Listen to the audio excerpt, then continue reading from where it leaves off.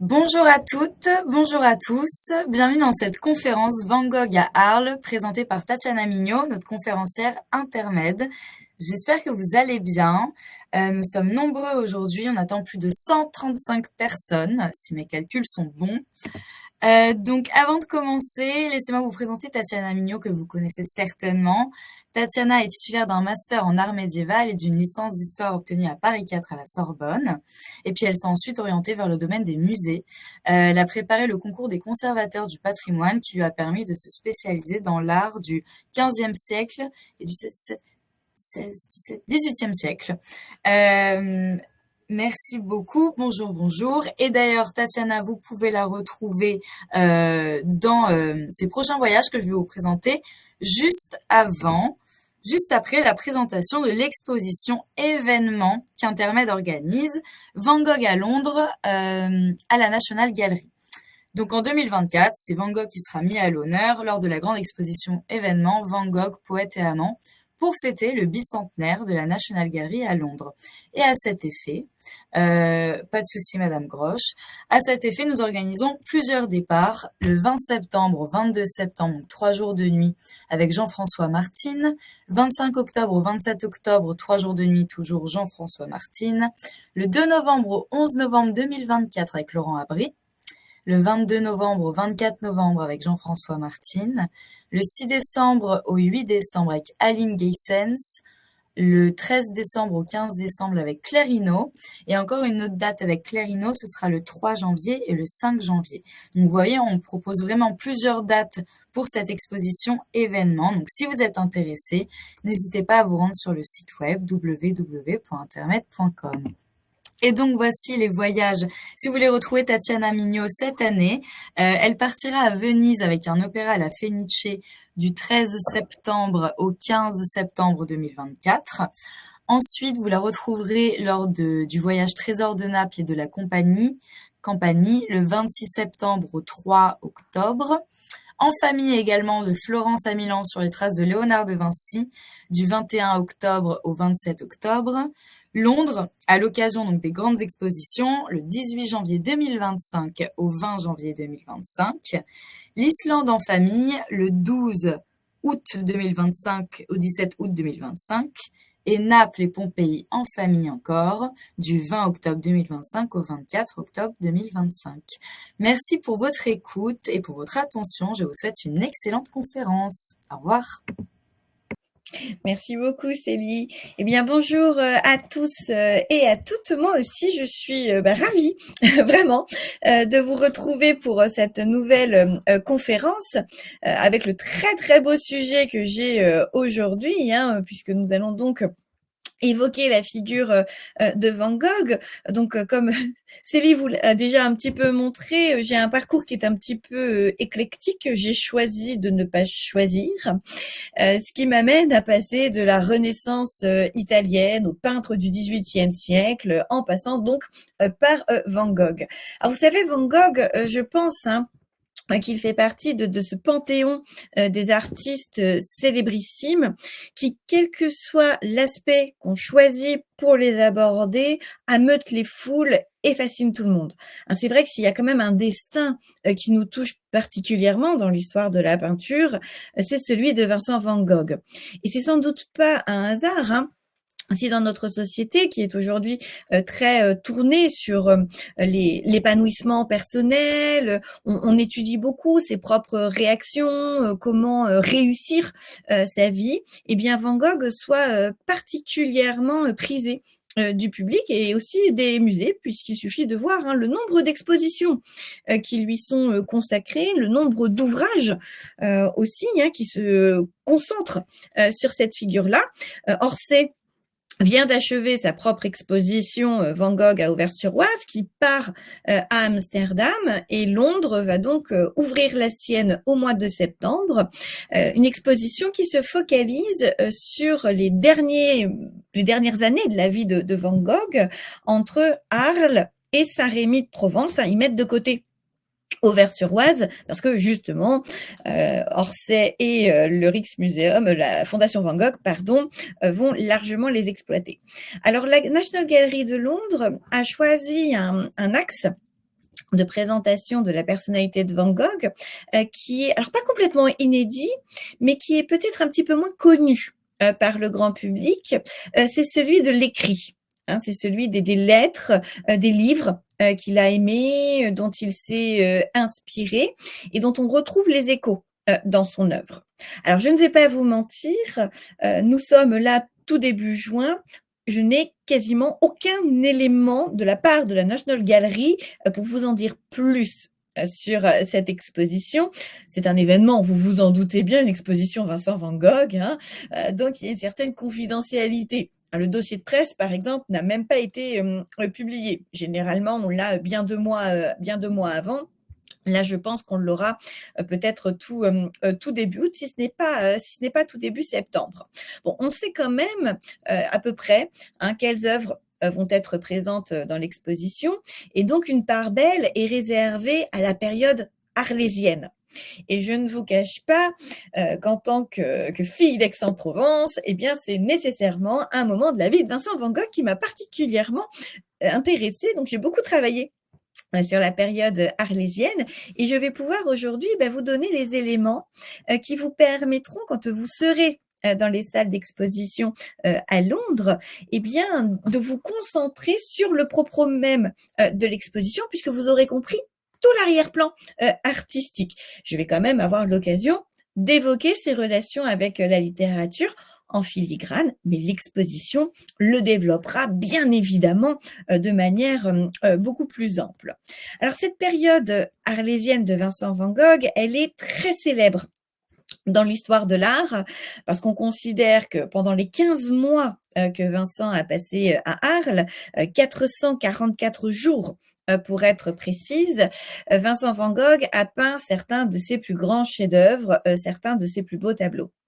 Mais c'est aussi un moment qui est très célèbre dans l'histoire de la psychanalyse, puisque c'est le moment de la grande crise psychologique de Vincent. Il sombre dans la folie. Nous aurons l'occasion d'en reparler. Quoi qu'il en soit, entre ce 20 février 1888 et le 8 mai 1889, date de son départ, Vincent Van Gogh peindra 200 tableaux, écrira tout autant de lettres et nous laissera une bonne centaine de dessins. Vous voyez que c'est un moment qui est assez prolifique dans sa carrière. De toute façon, Vincent Van Gogh est un artiste qui travaille beaucoup en termes de temps et en termes de quantité. Mais là, on a vraiment une densité dans sa production. Quand il arrive à Arles, Vincent Van Gogh a 35 ans. C'est un artiste qui est venu tardivement à la peinture. C'est un personnage timide, maladroit, gauche, qui s'est longtemps cherché. Et dans le domaine artistique, eh bien, c'est un inconnu. Il appartient aux peintres d'avant-garde, ceux qui cherchent à aller au-delà de l'impressionnisme et qui, par le grand public, sont considérés comme trop modernes. Et même d'ailleurs, dans ce milieu des avant-gardes, il est à peu près inconnu, puisque les têtes d'affiche à ce moment-là, donc en 1888, eh bien, ce sont Seurat et Signac, les tenants du néo-impressionnisme, les tenants du pointillisme. On aura l'occasion d'en reparler rapidement. Si on connaît Vincent Van Gogh, c'est parce que c'est une personnalité qui semble un petit peu bizarre, qui a organisé lui-même 2 expositions où ses propres œuvres étaient présentées dans des cafés et non pas dans des galeries. Personne vraiment ne croit encore au grand talent de cet artiste-là. Peut-être son frère, que vous voyez sur la petite pastille, Theo Van Gogh, qui est essentiel dans l'histoire de Vincent, c'est son frère cadet, mais lui, il est marchand de tableaux et puis il a plutôt de la réussite dans son métier. Donc il gagne un peu d'argent, alors pas beaucoup malheureusement, mais il gagne quand même un petit peu d'argent, ce qui lui permet de financer le travail de son frère. Et c'est donc Théo qui verse une sorte de rente, en tout cas qui paye les factures de Vincent pour que celui-ci puisse travailler. C'est donc Théo qui paye tout le séjour de Vincent à Arles.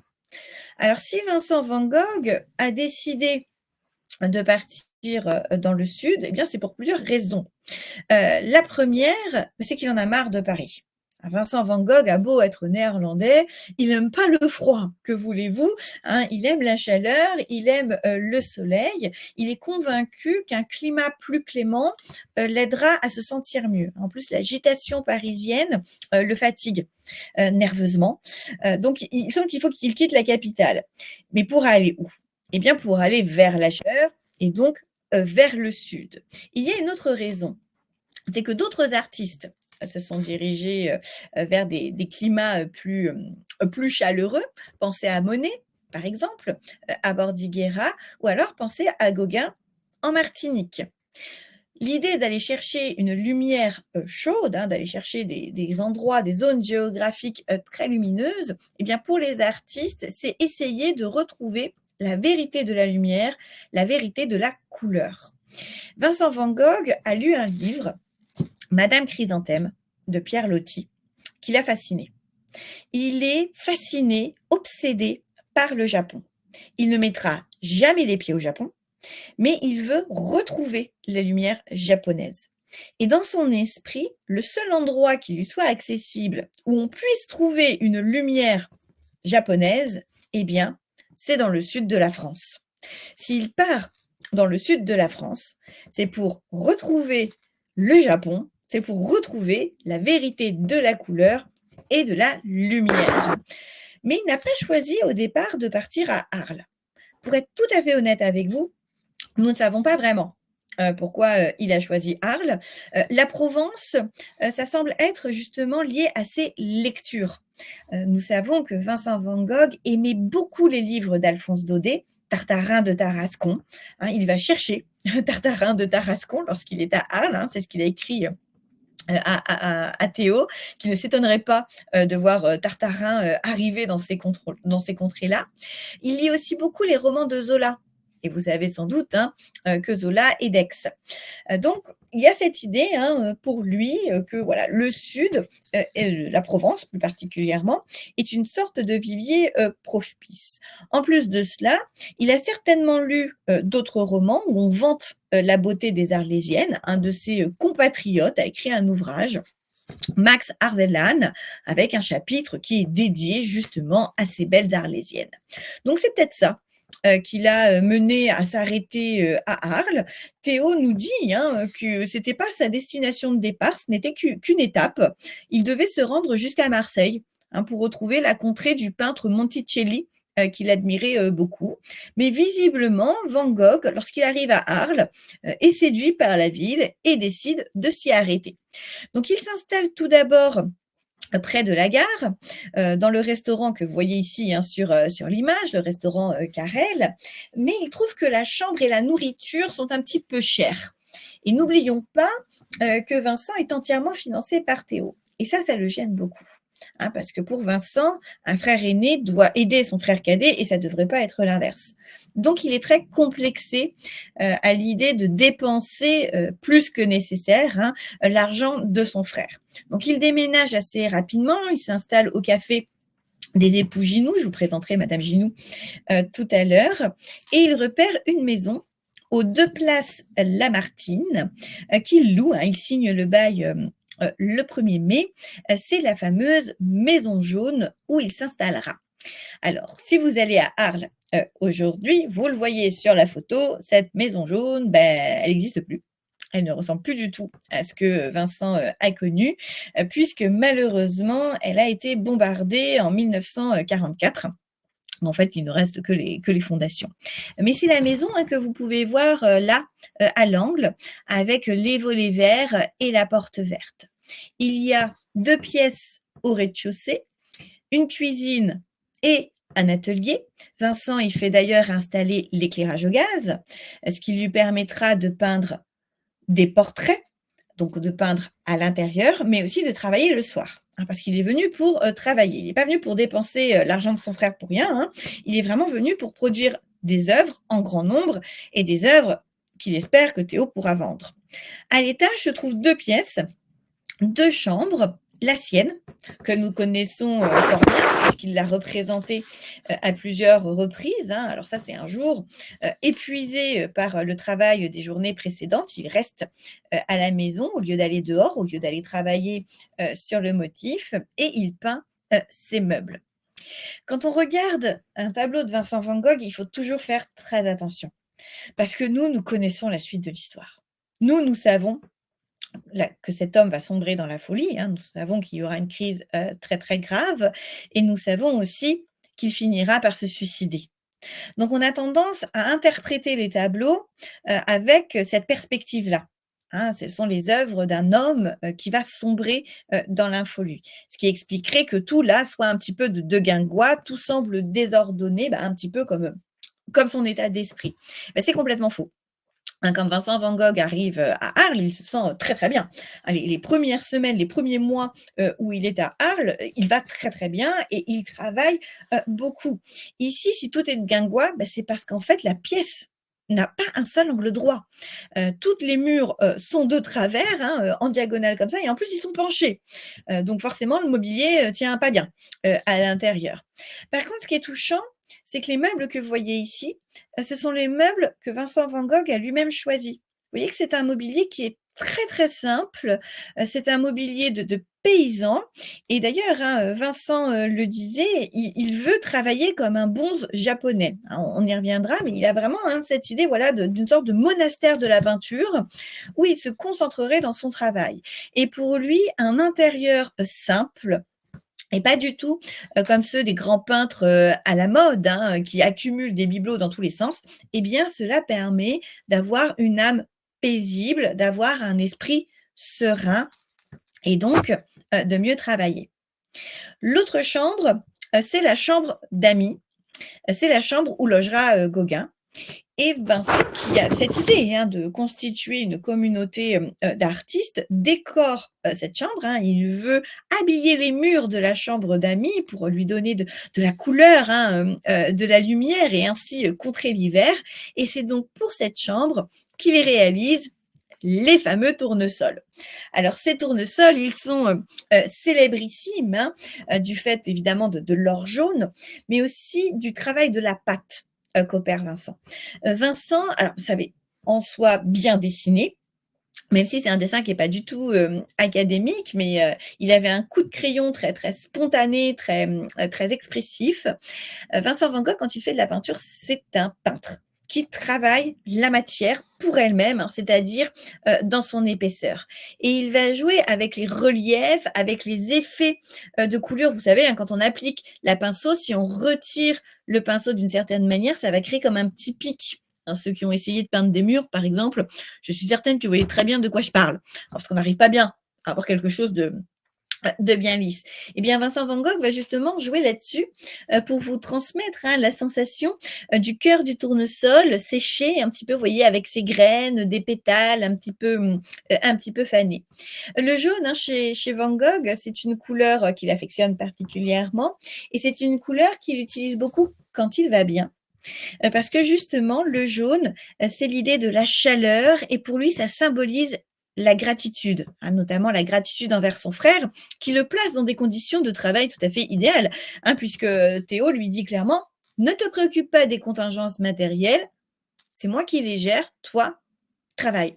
Tu peux faire de grandes œuvres, vas-y, concentre-toi là-dessus. » Et Vincent a cette idée d'une émulation entre artistes, et c'est pour ça qu'il veut décorer cette chambre avec des peintures décoratives. C'est vraiment l'ambition pour accueillir un artiste et créer comme ça une sorte d'osmose. Alors il sort bien évidemment de sa maison, c'est au café qu'il réalise son premier grand tableau, c'est le café de Madame Ginou, donc un café qu'il connaît très bien puisqu'il y a logé, il y a passé d'ailleurs beaucoup de temps, même après, quand il était installé à la Maison Jaune, parce que Vincent van Gogh, il est tout seul, il ne faut pas l'oublier, là pour le moment, il est tout seul, Gauguin n'est pas encore arrivé. Il est certes très timide et maladroit, mais il cherche un petit peu quand même la compagnie des autres. Donc il aime venir le soir dans ce café qui est aussi une maison close. Et il regarde les gens, il dessine, il écrit 200 lettres, ne l'oublions pas, hein, en 444 jours. Et parmi ces 444 jours, il y a les jours de maladie qu'il faut déduire. Donc, c'est presque une lettre tous les 2 jours. Et ce sont de très belles lettres à Théo, à sa sœur Wilhelmina, à des amis artistes. Donc, c'est une période qu'on connaît très, très bien dans son œuvre, beaucoup mieux que sa période parisienne, hein, puisqu'avant d'aller à Arles, il était à Paris où il logeait chez son frère. Ça, c'est une période qu'on a du mal en fait à bien séquencer, parce que comme il est avec Théo, bah, il n'écrit pas à Théo, il lui raconte pas ce qu'il fait. Alors qu'à Arles, comme il dépense l'argent de Théo loin de lui, il se sent quelque part obligé de lui rendre des comptes, et il écrit à Théo très régulièrement, presque tous les 3-4 jours, tout ce qu'il fait, tout ce qu'il peint. Il décrit ses tableaux, il décrit ses sujets. Donc c'est une mine hein, pour nous, ces lettres, afin de comprendre non seulement bien la chronologie des œuvres, mais aussi les ambitions de Vincent, hein, parce que Vincent, il explique ce qu'il veut faire en peinture.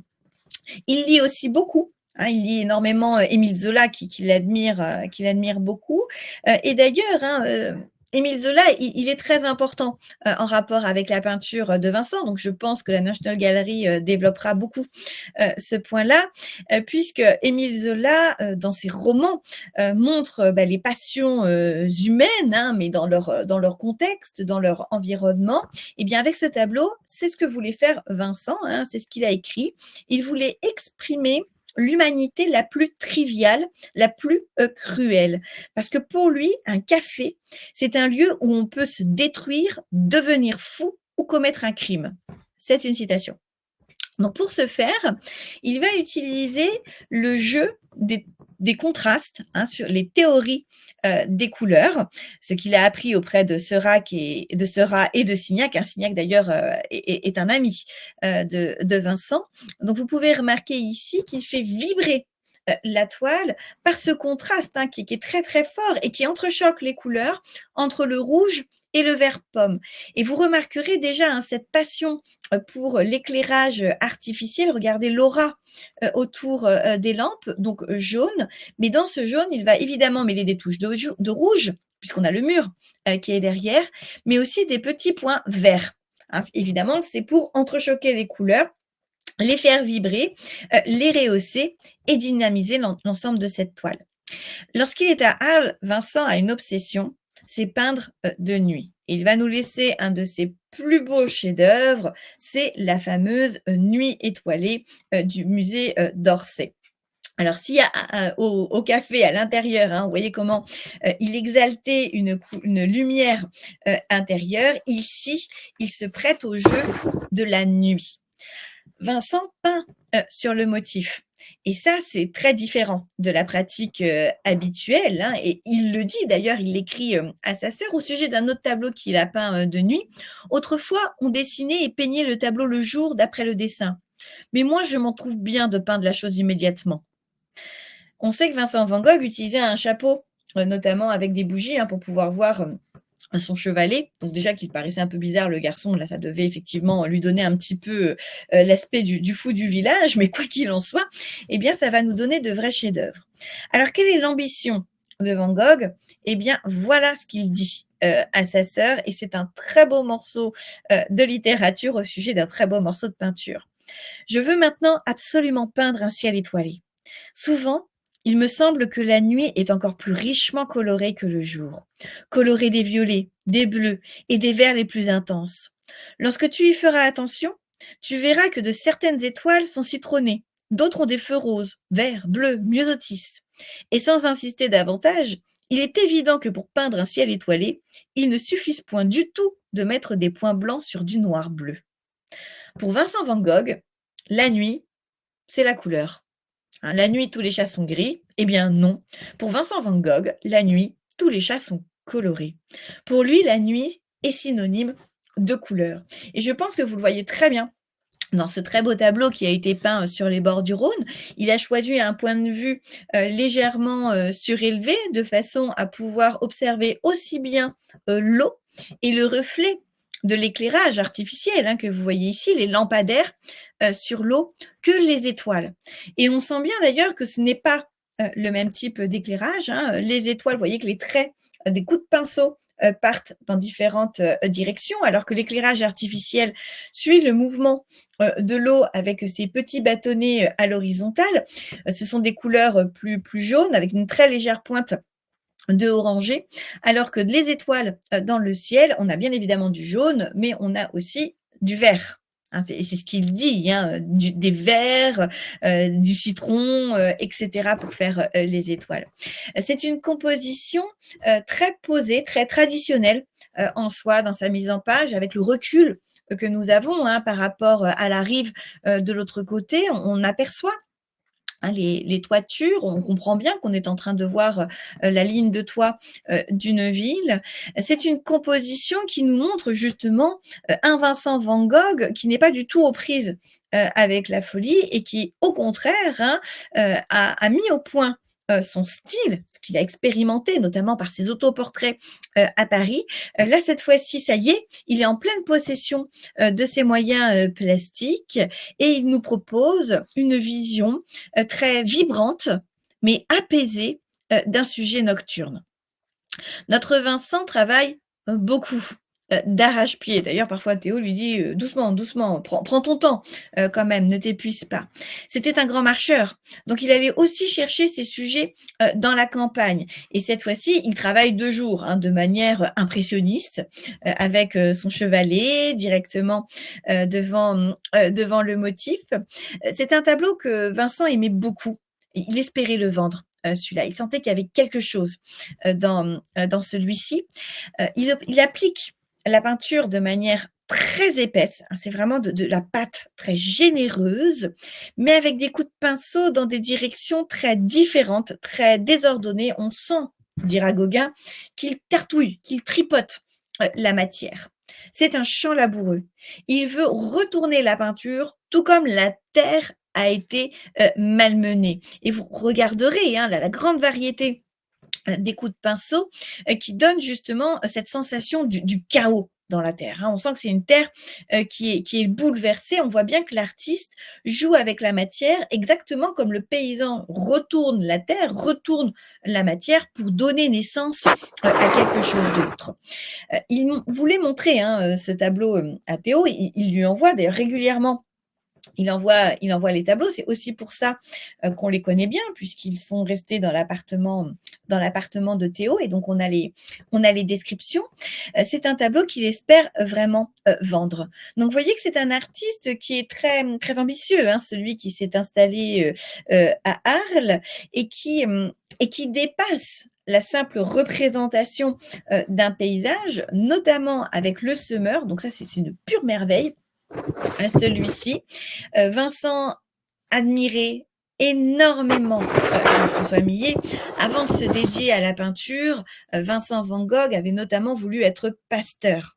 Il s'est rendu à la campagne et il a fréquenté ce monde hein, des paysans très très pauvres de la campagne néerlandaise. Donc nécessairement, il a été très touché par les œuvres de Millet qui rendent à ce peuple de la campagne sa dignité. Mais lui, il réinterprète ce semeur. Hein. Vincent Van Gogh était un personnage extrêmement cultivé. Il ne faut jamais l'oublier. Non seulement il vient d'une famille de pasteurs, donc le livre est au cœur de l'éducation des enfants. Il a été marchand de tableaux, il a visité les musées, il a voyagé, hein, bien évidemment, dans son pays natal. Il a vu Amsterdam, il a vu La Haye, mais il est allé aussi à Londres, à Paris. La première chose qu'il fait quand il arrive à Paris, c'est pas d'aller voir son frère, hein, c'est il va au Louvre. Et il donne rendez-vous à son frère dans le salon carré du Louvre devant l'autoportrait de Rembrandt. Alors, vous voyez que c'est vraiment un artiste qui se cultive, qui accumule des connaissances qu'il faut évidemment essayer de retrouver pour pouvoir comprendre ses œuvres. Donc ce tableau est une réinterprétation des œuvres de Millet, ce qu'il a déjà fait. Hein. Le semeur, il a réinterprété une bonne dizaine de fois, mais cette fois-ci, il quitte la palette sombre qui était la sienne avant notamment d'arriver à Paris et d'être en contact avec les impressionnistes et avant d'arriver à Arles, hein, avec les impressionnistes, il éclaircit sa palette. À Arles, avec la lumière du sud, la palette va exploser. Et je pense que vous le voyez bien ici, que c'est un tableau qui irradie littéralement de couleur. Vous remarquerez peut-être aussi comment la couleur est appliquée, avec des petites touches qui frôlent le pointillisme. Ce n'est pas complètement du pointillisme parce que ce ne sont pas des petits points, mais ce sont des petits bâtonnets qui sont placés dans différentes directions de façon à nous donner la sensation des surfaces. Et ces petits bâtonnets eh bien, présentent des couleurs pures posées directement sur la toile et juxtaposées les unes aux autres, ce qui en soi est le principe du divisionnisme. Donc là, si vous observez bien, dans le rayonnement du soleil, j'ai du jaune, j'ai du rouge, et pour faire vibrer un petit peu le rouge, notamment, Vincent place quelques petites touches de vert. Même chose dans le champ. Regardez ici la terre que le semeur est en train de nourrir d'une certaine manière, de féconder. Eh bien, cette terre, elle est bleue et rouge avec un petit peu de orange, de jaune, ce qui va faire vibrer le bleu. Cependant, avec Vincent van Gogh, il y a très souvent un arrière-plan. Vous savez, c'est quelqu'un qui travaille d'après le motif, d'après le réel, mais qui dépasse, qui transcende d'une certaine manière le réel. C'est le cas ici, puisque Vincent a voulu être prêtre, rappelez-vous. Et donc, ici, si vous observez bien, il y a quelque chose qui ne va pas. Dans le fond, là, qu'est-ce que j'ai ? Nous avons les épis de blé. C'est pas possible de semer la terre alors qu'il y a des épis de blé. On n'est pas à la bonne saison, en fin de compte. Ce que Vincent van Gogh est ici en train de représenter, c'est une sorte de parabole. Il est très proche des écritures, les écritures avec un E majuscule. Et notamment cette idée du semeur, le pasteur, le prêtre, il est comme un semeur qui jette des graines. Certains germeront et d'autres pas, mais il y aura des fruits. Alors, en quelle quantité, ça, on ne peut pas le déterminer, mais il y aura des fruits. Le peintre moderne, qui est Vincent, il est un petit peu comme l'un de ces diffuseurs de la parole de Dieu, il est un petit peu, voilà, comme ces pasteurs. La peinture moderne, elle sera comprise ou pas. Donc, vous voyez, c'est une double parabole, à la fois religieuse, ce qui est très présent dans son arrière-plan mental, mais aussi artistiquement. Ce qui va bouleverser sa routine, c'est l'arrivée de Gauguin. Alors Gauguin, Vincent et Théo l'ont rencontré à son retour de Martinique. Ils ont été très impressionnés par ses œuvres, dont ils vont acheter certaines, la cueillette des mangues notamment. Et c'est donc vers Gauguin que Vincent va se tourner pour créer cette fameuse communauté artistique dont il rêve. Gauguin, lui, a comme marchand Théo. Théo est le seul qui accepte d'essayer de vendre ses œuvres, et d'ailleurs un petit peu poussé par Vincent. Et donc, Vincent va réussir à convaincre Théo en lui disant, tu sais, ça te coûtera beaucoup moins cher d'entretenir 2 peintres plutôt que d'acheter les œuvres d'un côté à Gauguin et de payer mes frais. L'idée pour Vincent, c'est que Théo paye les frais de Gauguin à Arles et en échange, celui-ci lui envoie des tableaux, ce qui sera beaucoup plus économique pour Théo. Gauguin, par contre, lui, il est beaucoup moins motivé quand même. Dans l'histoire, il décalera son départ à plusieurs reprises parce que déjà il connaît pas bien Vincent. Lui, il s'est installé à Pont-Aven où il a une sorte de cour autour de lui. Il est un petit peu comme un gourou. Et ils se sent bien dans cette position. Vincent réussira à le convaincre en lui disant qu'il cherche un abbé pour son monastère de peintres, pour sa communauté, sa confraternité de peintres. Donc, il séduit quelque part Gauguin en lui demandant de lui donner des leçons de peinture. D'une certaine manière. Mais avant que Gauguin ne parte, on va s'échanger des autoportraits. Donc, voici celui que Gauguin envoie à Vincent. Et vous voyez au-dessus de la signature, qui est juste ici, Les Misérables à l'ami Vincent. Gauguin fait ici une référence volontaire au texte de Victor Hugo. Et il décrit ce portrait dans la lettre qu'il envoie à Vincent, où il se décrit comme une sorte de Jean Valjean de la peinture, un criminel, un paria, un martyr et saint à la fois, et qui montre la capacité de l'homme à s'améliorer malgré les maux de la société. Et c'est un peu l'image du peintre moderne qui est incompris par la société, mais qui est le juste dans cette histoire-là. De son côté, Vincent, lui, envoie aussi son autoportrait, mais sans faire référence à Victor Hugo. Vous le voyez, c'est un autoportrait qui est assez étrange. Il a les cheveux très, très courts. Il accentue l'ovale de ce crâne. Il se fait passer pour un bonze japonais qui adore l'éternel Bouddha et qui vit dans la contemplation. Ça montre bien ce qu'il cherche à faire avec cette communauté d'artistes, des gens qui seraient uniquement tournés vers la production picturale, des artistes qui rendraient hommage à leur divinité, la peinture. Alors, il faut savoir que Vincent est très anxieux à l'idée de l'arrivée de Gauguin. Il la veut autant qu'il la redoute, parce qu'il a peur que Gauguin n'aime pas Arles. Il a peur que Gauguin ne s'entende pas avec lui. Mais il recherche vraiment cette communauté d'artistes. Gauguin finira par s'y résoudre pour une raison très, très pragmatique, c'est qu'il veut repartir en Martinique. Et il se dit, après tout, il va recevoir une pension de Théo. S'il est économe, il va pouvoir mettre de l'argent de côté. En plus, Théo réussira peut-être à vendre certains de ses tableaux, donc il aura encore plus d'argent, et donc ça va lui faire un pécule pour partir en Martinique. Alors, son objectif, c'est de rester 18 mois. Et au bout de 18 mois, il s'en va, et cette fois-ci, il retrouve la Martinique. Donc, il arrive à Arles, Vincent l'accueille et Vincent l'emmène sur les sites qu'il estime dignes d'être peints. Il l'emmène notamment aux Aliscamps. Alors, les Aliscamps, c'est un ancien cimetière romain dont il ne reste en fin de compte pas grand-chose, si ce n'est cette allée qui aboutit à une vieille église romane, Saint-Honorat. Les deux artistes vont travailler ensemble. L'idée, c'était vraiment d'avoir une communauté d'artistes avec Gauguin comme abbé de ce monastère. Donc, il réorganise d'ailleurs un petit peu la maison, mais comme il ne connaît pas bien les environs, pour le moment, c'est Van Gogh qui va le guider. Donc, ils vont s'installer au même endroit. Vous avez ici un petit schéma qui a été réalisé de façon à vous montrer que les deux artistes, effectivement, travaillent côte à côte, mais vous voyez qu'ils ne choisissent pas tout à fait le même point de vue. Ce qui fait que quand on regarde leur tableau, on n'a pas forcément l'impression qu'ils sont au même endroit. Alors, d'un côté, Vincent, lui, représente la grande perspective avec les cheminées. Je vais essayer de... Hop, excusez-moi, voilà, je vais vous mettre celle-ci. C'est un sujet qu'il va travailler à plusieurs reprises.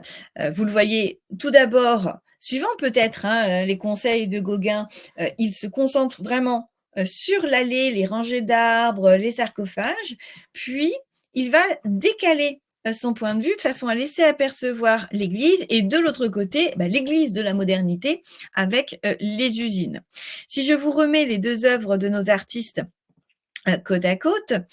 On voit donc chez Vincent une perspective beaucoup plus accélérée. On voit un jeu très très fort aussi entre les contrastes colorés, le jaune, les petites touches de rouge, le vert, etc. L'introduction de la modernité. Alors que chez Gauguin, c'est pas du tout le cas. Chez Gauguin, au contraire, et alors regardez, il nous donc focalise sur l'église romane. Il cherche le primitif. C'est pour ça qu'il est parti en Bretagne auparavant ou en Martinique. C'est parce qu'il cherche le primitif. Gauguin, la modernité, ça l'intéresse pas. Et d'ailleurs, il n'aimait pas du tout Arles. Il trouvait que les Arlésiens avaient des airs de Parisiens. C'est une citation, c'est Gauguin. Il n'aimait pas Arles parce qu'il trouvait que c'était une cité beaucoup trop industrielle. Et alors d'ailleurs, regardez ce qu'il fait là. Ça, c'est pas 3 Arlésiennes, c'est des Bretonnes. Qui nous a mis ici. C'est une sorte de petit pied de nez. Par contre, vous pouvez voir là au premier plan le buisson rouge, cette subjectivité de la couleur, qui est tout à fait l'apport de Gauguin à la peinture. À Émile Bernard, qui demandait à Gauguin est-ce qu'il faut peindre les ombres, il lui répondait ça dépend. Si vous voulez les peindre, peignez-les, mais si vous ne les voulez pas, les peignez pas. Parce que pour lui, la peinture, c'est une abstraction. Il faut peindre de tête. Alors que Vincent, lui, il a besoin du motif. Il reste attaché au réel. Et Gauguin, qui normalement est censé être un mentor pour Vincent, va essayer de diriger Vincent vers cette peinture d'imagination, sans vraiment y réussir au début, comme vous le voyez, avec le tableau des Aliscamps.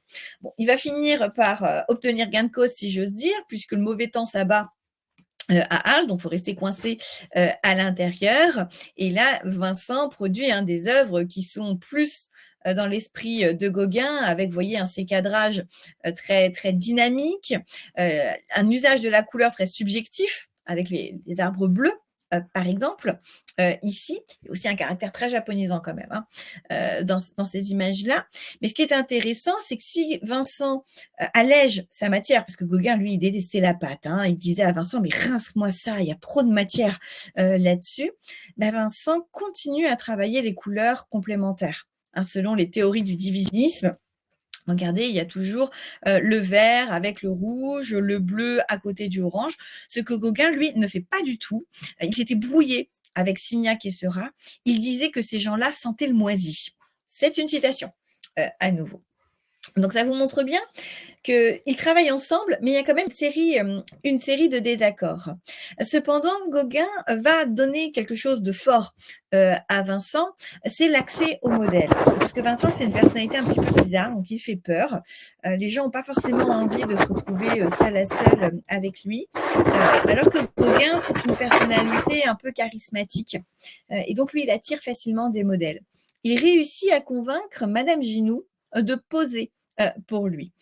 Et vous avez ici donc les deux œuvres réalisées par nos deux artistes qui sont très intéressantes parce que déjà, regardez l'image, le dessin de Gauguin. Gauguin est face à Madame Ginoux. Elle pose pour lui. Alors que Madame Ginoux, elle est de côté. Vincent, il est à l'écart. On voit bien le rapport qu'il y a entre le modèle et le peintre qui n'est pas le même. Gauguin travaille de manière plus classique. Il passe d'abord par le dessin avant de réaliser son tableau. Alors que Vincent van Gogh, lui, il a besoin de spontanéité, hein, il a besoin de se jeter directement sur la toile. Il peignait très très vite. Alors ça ne veut pas dire qu'il fait n'importe quoi. Attention, ça ne veut pas dire que pour lui, l'art doit être absolument spontané, mais il ne faut pas trop réfléchir la peinture au risque de perdre la sensation que l'on a devant une personne. Quand on fait le portrait de quelqu'un, c'est pas tant la ressemblance physique qui importe que la présence de cette personne. C'est vraiment, voilà, c'est vraiment son concept en soi. Et ce qui est intéressant, c'est que normalement, quand on fait un portrait, c'est généralement un portrait de commande. Hein, c'est quelqu'un qui vous demande son portrait. Ce sont des gens qui ont quelque chose à célébrer ou qui ont une certaine importance sociale ou des gens que l'on admire. Vincent van Gogh, lui, il choisit des gens qui sont des gens appartenant aux petites classes de la société. Eh bien là, il faut voir toute l'inspiration d'Émile Zola. Il veut faire du Zola en peinture. Il veut montrer les gens ordinaires dans leur souffrance, dans leur fatigue. Ben, regardez le visage de Madame Ginoux. Le moins que l'on puisse dire, c'est qu'il lui fait pas vraiment de cadeau. Hein. Elle semble très fatiguée. Alors, malgré ce goût pour la spontanéité, il reprend ses œuvres. Voici un autre portrait donc de Madame Ginoux, hein, d'après le premier. Donc le premier, il l'a fait en un petit peu plus d'une heure. Pas beaucoup plus. C'était une vraie performance, hein, presque, la manière de peindre de Vincent, parce qu'il faisait des grands gestes, il grognait, il marmonnait, alors que Gauguin, lui, par contre, hein, il est très calme, très posé. C'est pas du tout la même manière de travailler. Il travaille en plusieurs heures, alors que Vincent, il lui faut très peu de temps. J'aime beaucoup ce deuxième travail sur le portrait de Madame Ginoux, parce que on voit bien qu'il garde la même chose, hein. L'attitude pensive, les traits tirés de cette travailleuse tenancière d'une maison close. Et alors, je vous ai mis le petit détail ici de son foulard, où on voit bien le magma de matière et on voit bien regarder la fleur, hein, qui est tracée à la pointe du pinceau. Hein, il prend le pinceau, il le retourne et c'est avec le bout du manche qu'il fait cette petite fleur. Alors ça, Gauguin, il déteste ce genre de choses. Hein, chez Gauguin, il y a très peu de matière et on ne voit pas vraiment les coups de pinceau. Hein, c'est assez lisse. Alors que chez Van Gogh, il y a vraiment ce travail de la matière qui est omniprésent. Ils vont continuer à travailler côte à côte, hein, malgré leur divergence de point de vue, parce que ils sont en accord sur très peu de choses en ce qui concerne la peinture. Pour Vincent, il faut travailler d'après le motif et rapidement. Pour Gauguin, il faut faire des dessins, travailler en atelier, réfléchir longuement à sa peinture. Il faut travailler de tête, d'imagination. Ils se critiquent assez vertement l'un et l'autre, et donc les tensions vont rapidement apparaître. Alors il y a quand même une autre grande période commune. Ce sont les portraits de la famille Roulin. Les Roulin, ce sont des amis, on pourrait dire, de Vincent. Alors surtout Jacques Roulin, qui est facteur, donc il voit régulièrement Vincent, puisqu'il écrit beaucoup, donc il reçoit beaucoup de lettres. Et ils travaillent ensemble sur cette série de portraits. Vincent va représenter donc monsieur, madame et leurs enfants, et madame à plusieurs reprises. Gauguin lui aussi s'essaye au genre, et ça c'est intéressant, parce que si Gauguin était venu à Arles pour être l'abbé de la Maison Jaune, eh bien il subit lui aussi l'influence de Vincent. Gauguin, lui, il travaille d'imagination, donc le portrait, c'est pas un genre qui l'intéresse. Mais Vincent, sa grande ambition en tant qu'artiste, nous on le classe en tant que paysagiste, Vincent Van Gogh. Mais en réalité, Vincent Van Gogh, lui, ce qu'il voulait être, c'était un portraitiste. Il voulait être le Rembrandt du 19e siècle. Donc le portrait, pour lui, c'est la plus haute ambition de l'artiste. Donc quelque part, Gauguin, il se prend au jeu de Vincent. Mais en restant Gauguin, donc lui, il se détache quelque peu de la réalité. Regardez, ça c'est bel et bien la porte de l'atelier, mais là derrière, c'est un tableau de Gauguin qui évidemment n'y était pas. Vincent représente le même personnage, Madame Roulin. Cette fois-ci, on voit bien la fenêtre, mais avec la symbolique habituelle chez Vincent. Regardez, sur cette fenêtre, nous avons des pots avec des bulbes qui sont en train de germer. C'est l'idée du renouveau. Cette femme, c'est Madame Roulin, c'est une maman, elle a déjà eu des enfants et elle vient tout juste d'ailleurs d'avoir un petit bébé. Donc c'est l'idée de la fécondité. Observez les touches de couleur sur le visage de cette femme. Vous avez toujours le jeu des couleurs complémentaires avec le rouge, le vert. De manière générale, le tableau s'articule sur le rouge, le vert et le orange, mais le rouge et le vert sont donc des couleurs complémentaires.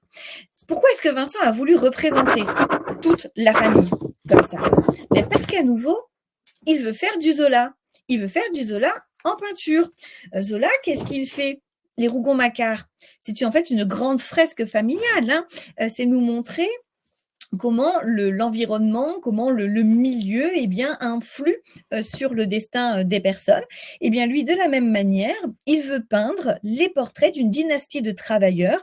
Il veut peindre une sorte de clan laborieux. C'est pas une œuvre de commande à nouveau, c'est vraiment une œuvre de travail. Vincent se voit comme Rembrandt, il place le portrait au plus haut et en lien avec la littérature, il a un véritable programme pour ses portraits. Alors même si on les voit travailler côte à côte, ça n'empêche pas les dissensions qui deviennent de plus en plus fortes. Et d'ailleurs, ces deux œuvres-là sont déjà là pour nous les révéler. Ce sont deux œuvres qui sont très célèbres dans l'histoire de la peinture, en partie la première, puisque c'est une sorte d'autoportrait déguisé, si j'ose dire, ou en tout cas métaphorique. Ce sont des peintures sans précédent. On est dans le genre de la nature morte, de la peinture de mobilier. Vincent, qui est hollandais, connaît évidemment très très bien la peinture de nature morte. Il connaît très très bien ces grandes tables servies qu'on a au Rijksmuseum ou autres, ces amoncellements d'objets. Vous voyez qu'ici, c'est pas du tout le cas. Il fait froid, il est coincé à nouveau à la maison, donc il peint sans mobilier, mais sans ces effets d'accumulation et de richesse qui étaient ceux des peintres du XVIIe siècle.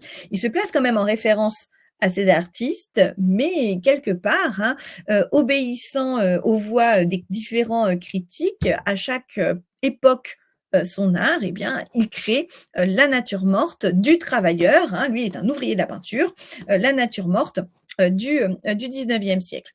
Alors on peut voir donc sa propre chaise, sa chaise en paille, une chaise de paysan avec dessus un mouchoir et une pipe. Derrière, vous avez une caisse avec deux bulbes en train de germer.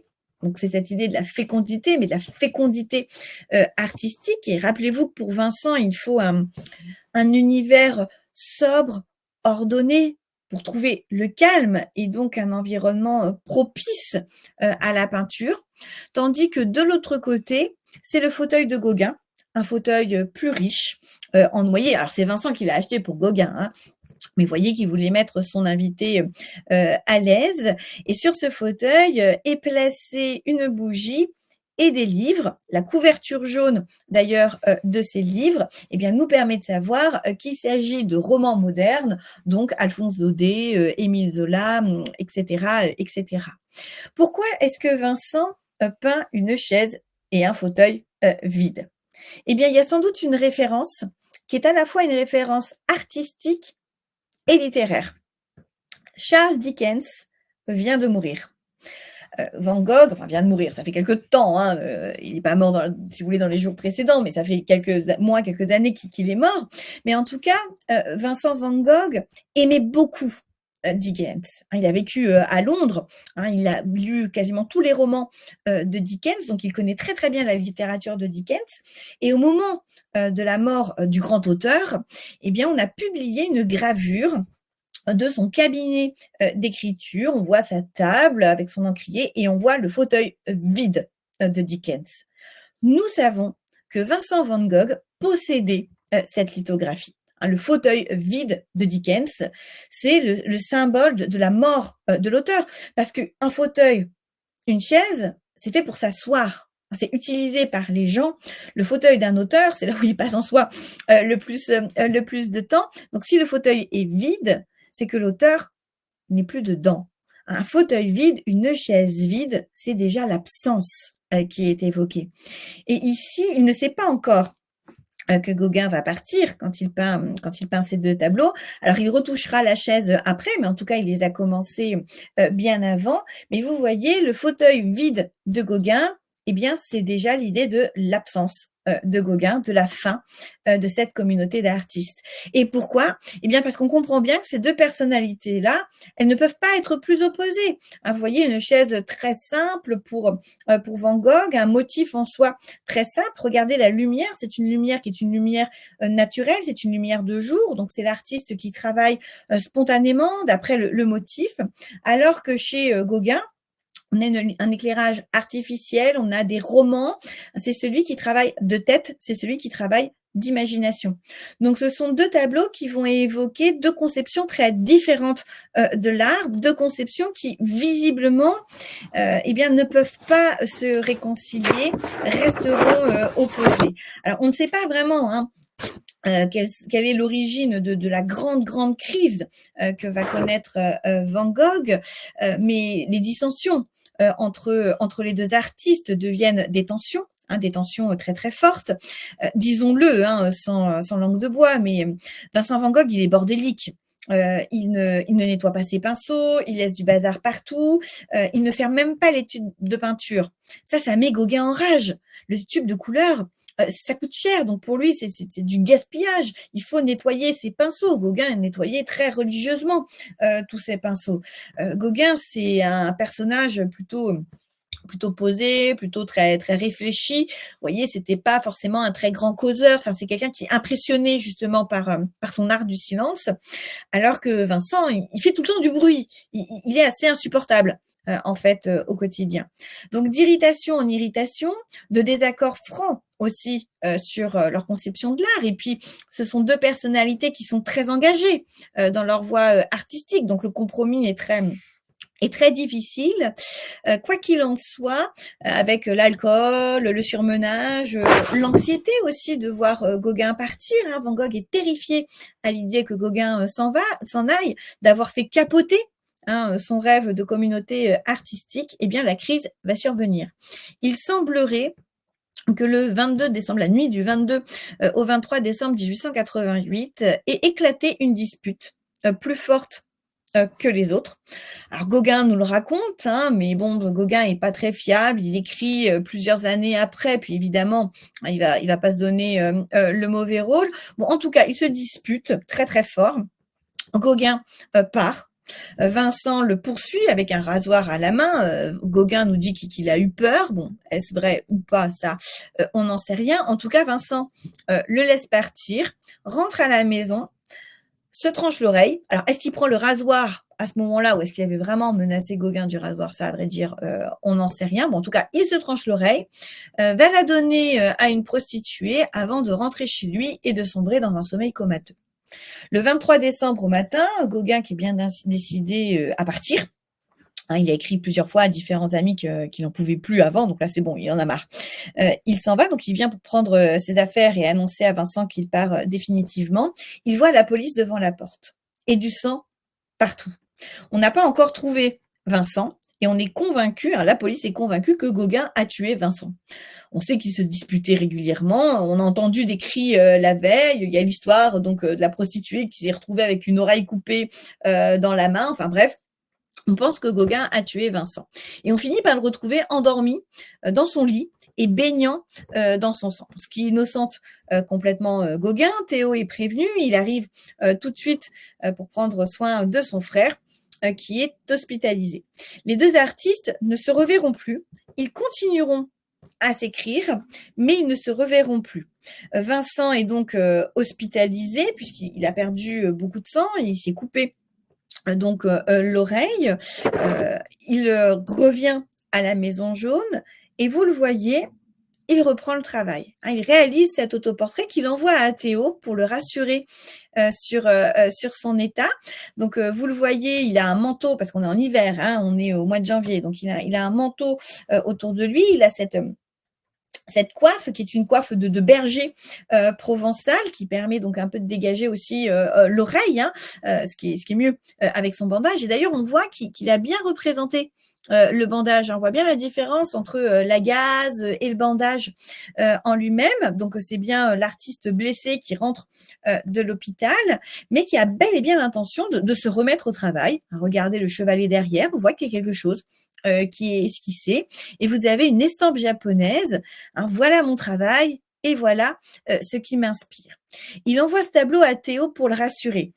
Je sais pas vous, mais moi je serais pas particulièrement rassurée sur l'état de santé de mon frère si je recevais ce genre d'autoportrait. Parce que vous remarquerez qu'il met quand même bien en valeur sa blessure, il aurait entre guillemets pu se photoshopper en cachant un petit peu tout ça. Non, au contraire, il le met bien en valeur. Pourquoi? Eh bien peut-être parce que Théo vient de se fiancer à Joe Bonger, à Johanna Bonger, et que ça fait peur. À Vincent. Alors, il a rien contre Johanna, ne faites pas dire ce que j'ai pas dit, mais il a peur qu'en fondant une famille, son frère s'éloigne de lui. Et lui qui est seul, eh bien, ça le terrifie. Donc, vous voyez, c'est un autoportrait qui est à la fois pour le rassurer sur son état de santé. T'inquiète pas, je vais bien, regarde, je me remets au travail. La preuve, je t'envoie un tableau. Mais c'est aussi une manière, moi, je trouve, et je suis pas la seule, rassurez-vous, de faire un petit peu culpabiliser Théo. Et oublie pas ton grand frère, aussi. Je sais que t'es content, que t'es heureux, mais oublie pas ton grand frère parce que moi, pendant ce temps, je souffre de l'autre côté.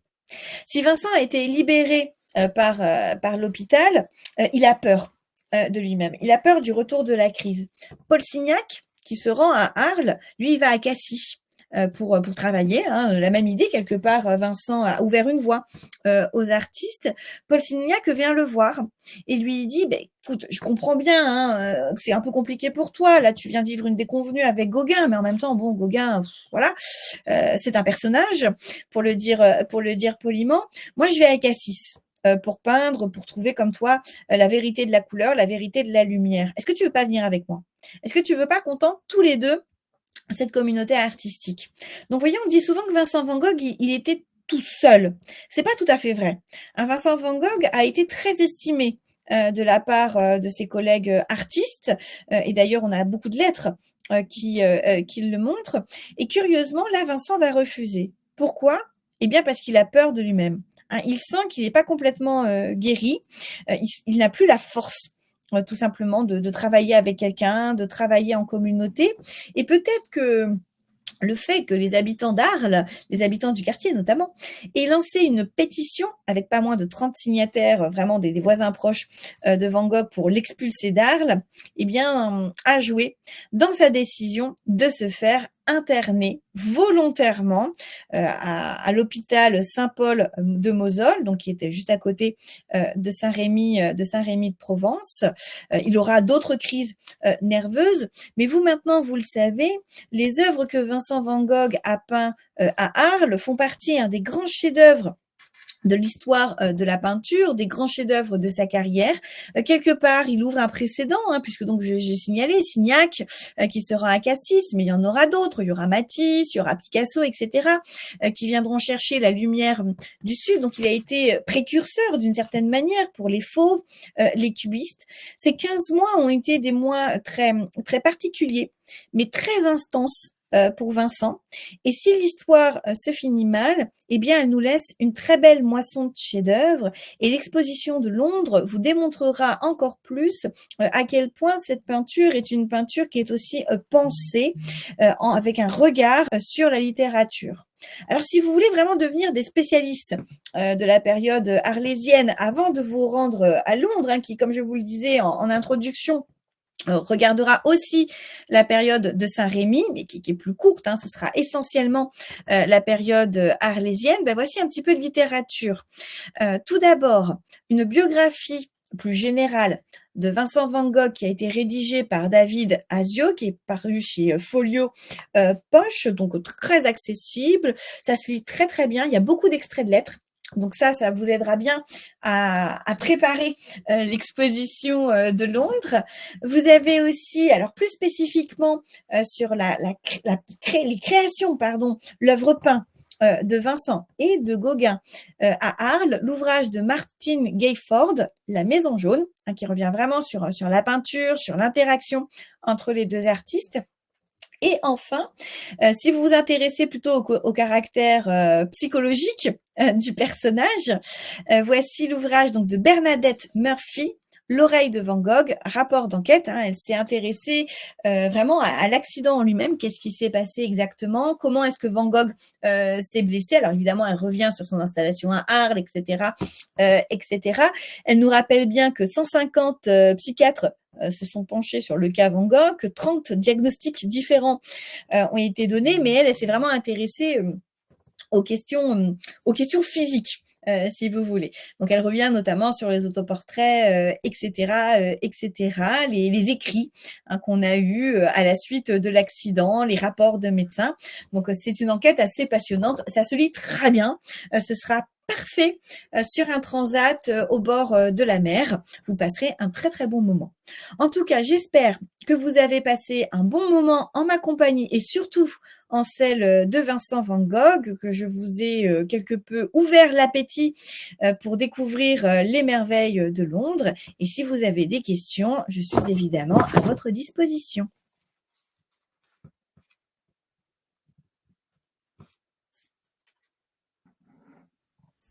Merci beaucoup, Tatiana, pour cette conférence passionnante sur Van Gogh. Je pense que tout le monde a appris énormément de choses. C'était très agréable, merci. Et effectivement, on attend vos questions, si vous en avez.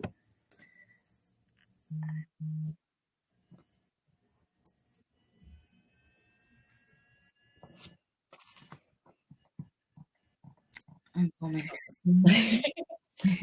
Merci à vous, en tout cas.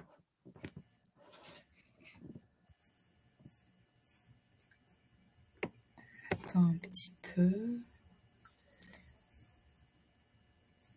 Bon, on espère que ça vous a donné envie d'aller voir l'exposition événement, du coup, à la National Gallery.